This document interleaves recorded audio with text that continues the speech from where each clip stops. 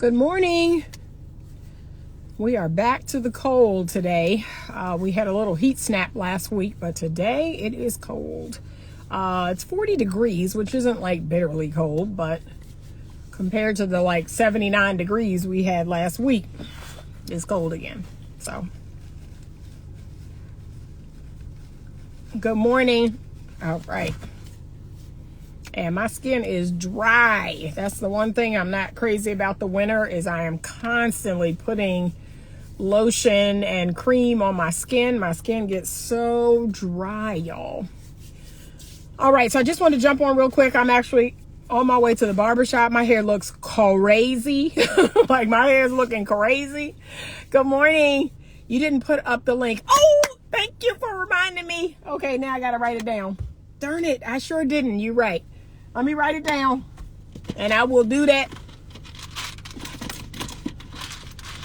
And you know what?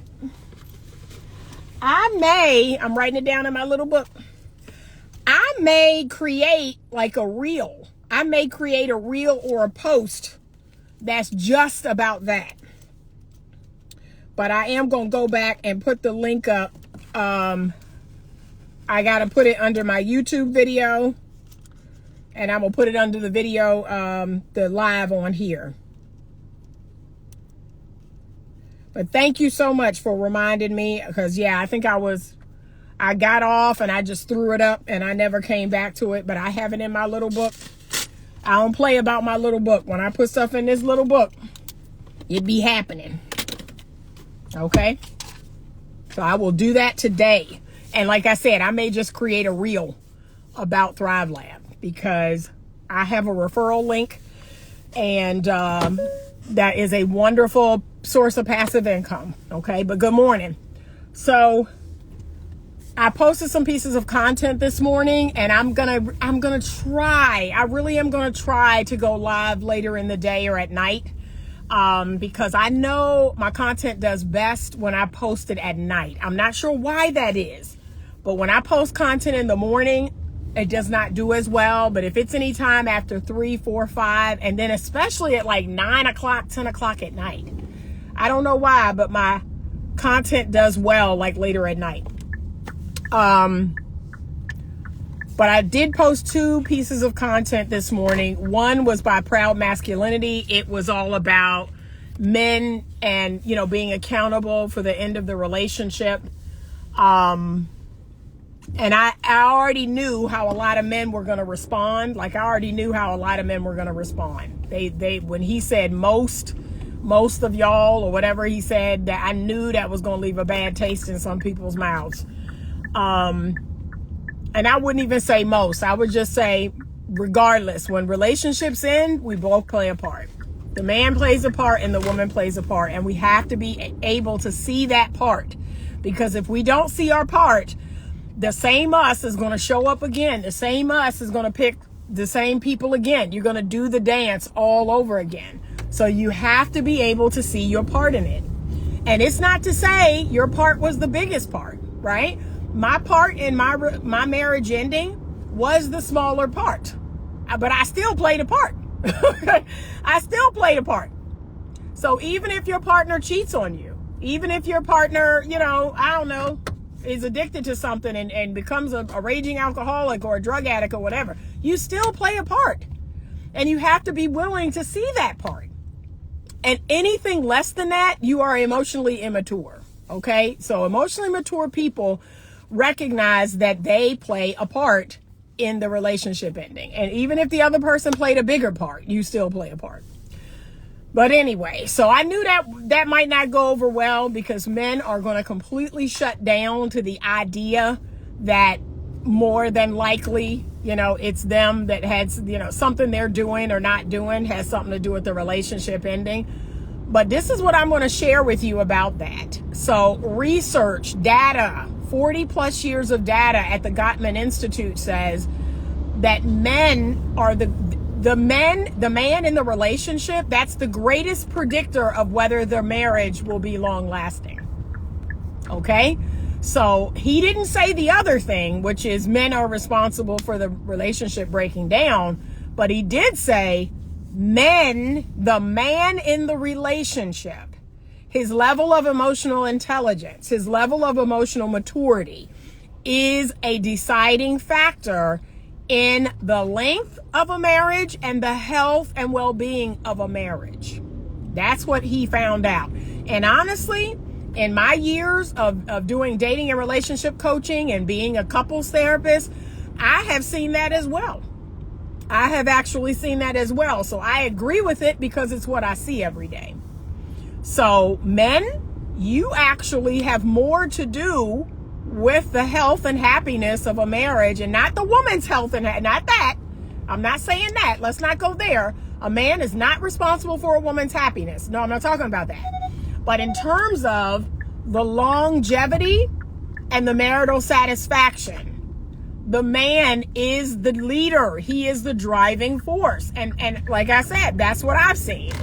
That's what I know to be true, that when men lead, when men take the lead, right? And here's the thing. It's interesting to me that a lot of men lately, y'all, this sun is tearing me up. A lot of men lately, they done got a hold of this statistic that says single fathers have better outcomes with their children than single mothers. That single fathers who are raising kids on their own, those kids do better. So you all ran with that statistic. You grabbed hold of that statistic and you ran with it. But yet you're pushing back on the idea of this statistic, that it's the man in the marriage. It's the man in the relationship that will determine the longevity and the health of the relationship. So to me, okay, both of those things are true. Why are you saying one is true and the other one is not? Like, that doesn't make sense to me. So that's what I know. And statistics has proved it, that yes, when a man is emotionally mature, when he's emotionally intelligent, when he leads, when he provides, protection and provision, and things that are not based on financial resources, things go better. Things go better in the relationship, in the marriage, in the family. We know this. We know the statistics about dads in the home, fathers in the home that are actually present and are actually doing something. Like, there will be better outcomes. So I don't understand why we keep pushing back against this idea of men leading. Like, I just don't understand that, y'all, this son. I don't get that. You'll accept one statistic, but you won't accept the other. And they're both basically saying the same thing. Only one is saying it about marriage and relationships, and one is saying it about the children. But it's basically saying the same thing. We need good, healthy men. We need strong, masculine men. We need leaders. That's what it's saying. So I just don't understand that. But anyway, so I just want to jump on. I want to encourage you individually, because I can't seem to, I don't know. I'm not going to say can't. But it has been difficult to convince men as a group and women as a group that, number one, we need to understand each other better. We need to try to understand each other better. And then the second piece, which is really in short supply right now, is compassion. Compassion is gone. Compassion is all but dead. Like, people have lost their ability to simply be compassionate, to simply put themselves in another person's shoes and just, have a little bit of kindness, a little bit of care. Like, that's gone. That's gone. So those are the two things, in my opinion, that is going to help to turn around some of where we are right now, is there has to be a level of compassion. And it's also going to take bravery. So when people ask me, how to turn around everything that's happening, I have solutions. And it's as simple as applying them. But it's going to take the ability to understand the other, the ability to respect the other, and to accept the other, right? So men are not women. We've said this over and over and over, and yet a lot of women will not seem to accept that biological fact. If a man is not communicating the way she wants, if he's not doing things the way she wants, if he's not, whatever, right? There's something wrong with him. No, he's a man. He's a man, and he's going to do things the way that most men do it. But we continue to be stuck in this, it's like, again, it's very selfish. It's very self-absorbed, that if it's not the way I do it, if it's not the way I think it should be done, then it's wrong. It's broken. There's something wrong with it. And that's not the case. And the same for men. They keep talking about feelings are not facts and, their emotions and this and that. And yet, like I said, that comes standard on every model of woman. Women are feelers. Women are emotional. They are irrational, illogical, and oftentimes irritating. Like that comes standard, just like the vagina. Okay? So you want a woman, you want, the vagina, you want all the other stuff that it comes with, but for some reason, that's the one thing you don't want. She should be logical and rational, and she should, think like you and not be caught up in her feelings. No, she's a woman. She's a woman. So what I'm saying to you is, everybody that's within earshot, you have got to attempt to try to understand the other gender. You've got to attempt to try to, be compassionate and just accept them, right? It is what it is. But this idea that, men are broken, women are broken if they're not like the other, like that's not getting us anywhere. But compassion is a big piece of it. Compassion, we've lost all compassion for other people. We're not brave anymore. We don't have the courage to speak up. We don't have the courage to get our needs met. We don't have the courage to be vulnerable. We don't have the courage to put ourselves out there. So that's a part of it too. But there are solutions. There are solutions to what we're seeing. And if I can get people on a collective page, like if I can get a group of men and a group of women kind of all on the same page, and they're willing to really, can I be frank, to do the same thing. I'm asking them all to do the same thing. If they're willing to do that, I think we could see a change. But right now, that's really difficult. It's really difficult to get a large group to kind of all agree to something.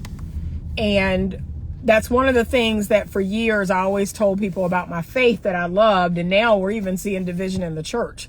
But what I love most about my faith is that it was like all these people all over the world who are Christian, and we all agree. We all agree on some basic biblical truths. And something about that is very, very, there's a camaraderie in that. It just feels very good to know that, wow, there's this entire group of people that all agree on a basic, concept. Let me go the other way. Yeah, there's a scooter right there.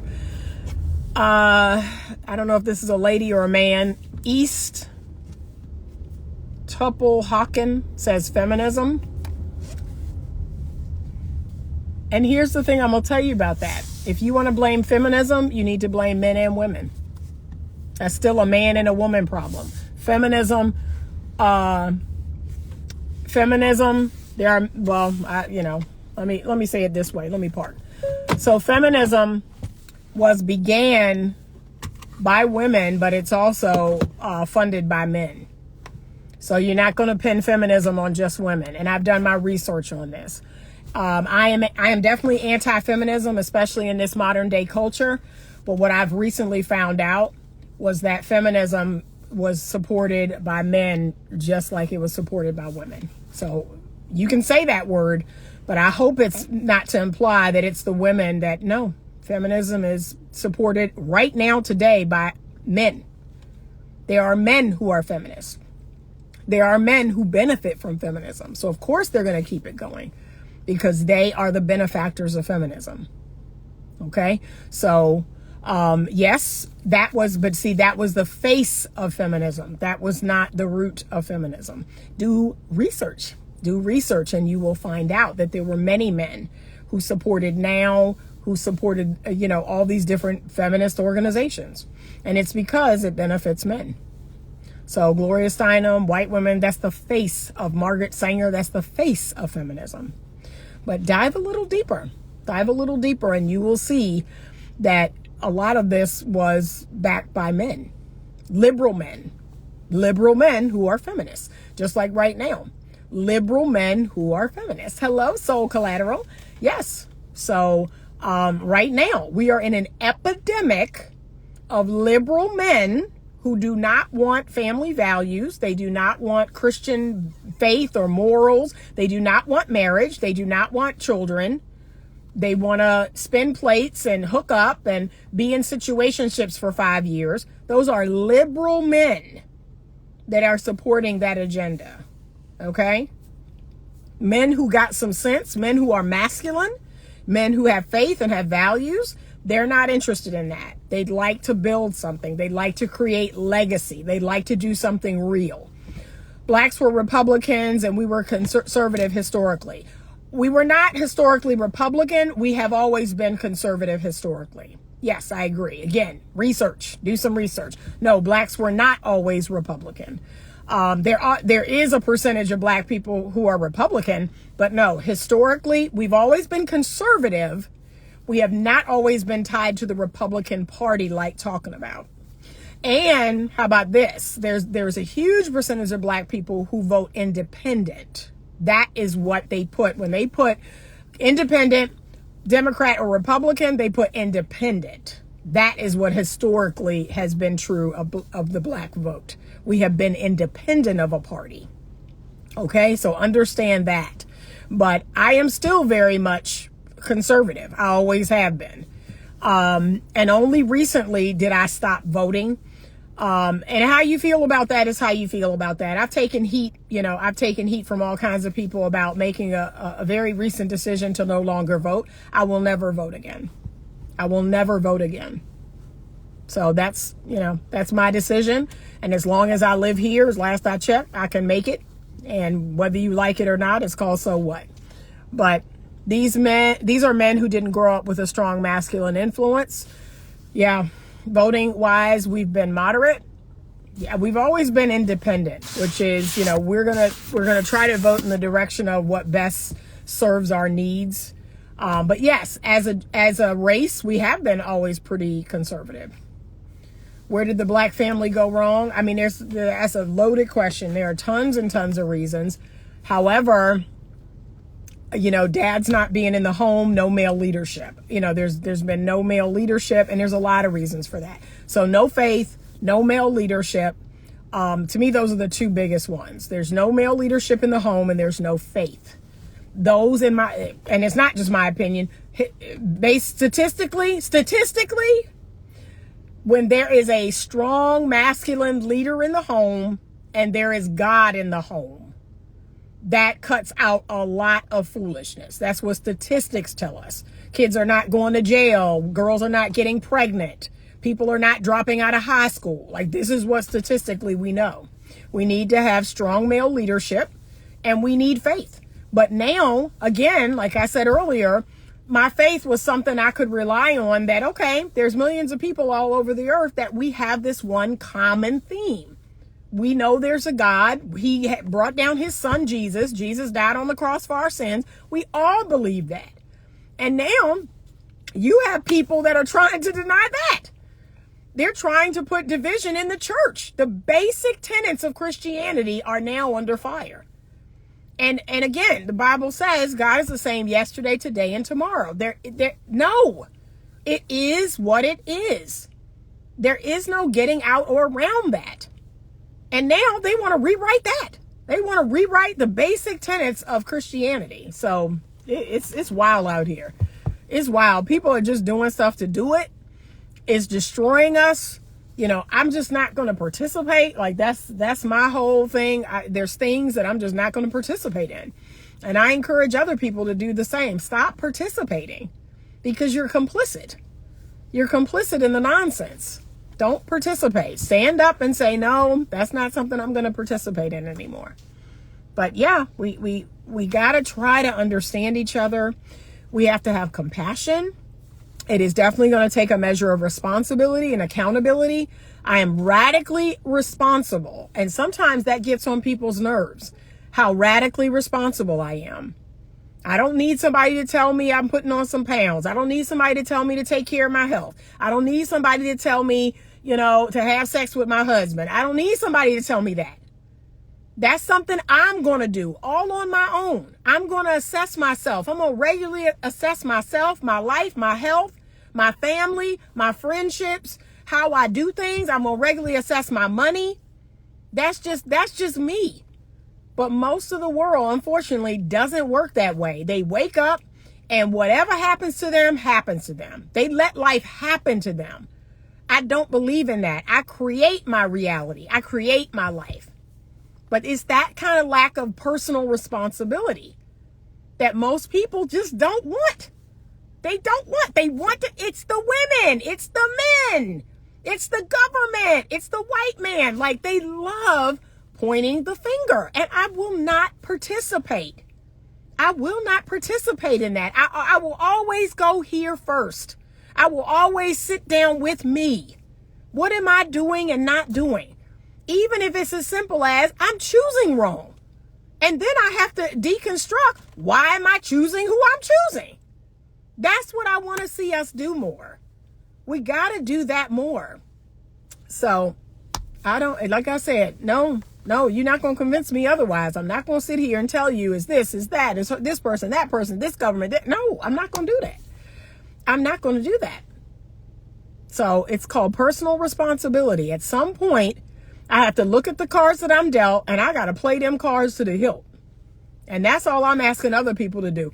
I'm not going to sit here and tell you that the cards you got is not different from somebody else's, because that's how card games go. Okay?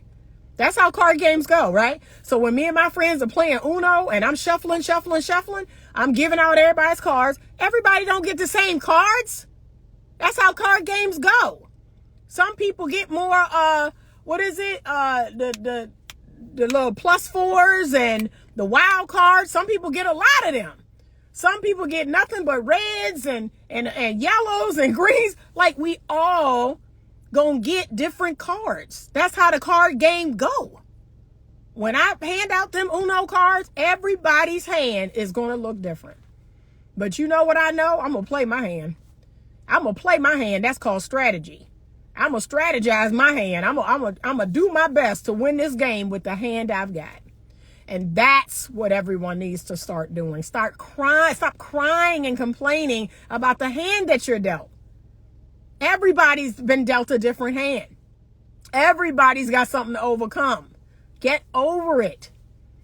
But it's the lack of compassion, right? We have to be compassionate toward one another. We have to try to put ourselves in other people's shoes. But before we do that, focus on yourself. Focus on yourself. Be the best person you can be. That's it. But I have solutions. I'm going to talk about those solutions more. But it really is, are people willing to pick up what I'm putting down? I have solutions. I always have solutions. But people have to be willing to pick up what I'm putting down. And for me, a big part of accountability and responsibility is I'm going to do it. I'm not going to wait for other people. I'm not going to, when I see the men change, then I'll change. Or when I see the women change. No, I'm just going to change. I'm just going to do something different. That's it. And I'm going to keep doing that. And then I'm going to attract the other people that are doing something different. And we'll come together. But that's it. That's it. But we have a general lack of compassion. Like the things that people say on social media, sometimes it blows my mind that they say the things that they say. It's ridiculous. We have a general lack of compassion. And the reason why that matters is because we're all connected. We are all connected. Don't forget that. It doesn't seem like it, but we're all connected. Okay? So what you're putting out there for someone else is coming back. It's coming back because we're all connected. All right? I got to run in here and get a haircut. Have a wonderful day. Stay warm if you're somewhere cold. If you're somewhere warm, I'm envious. Have a great day. And as always, stay open to love.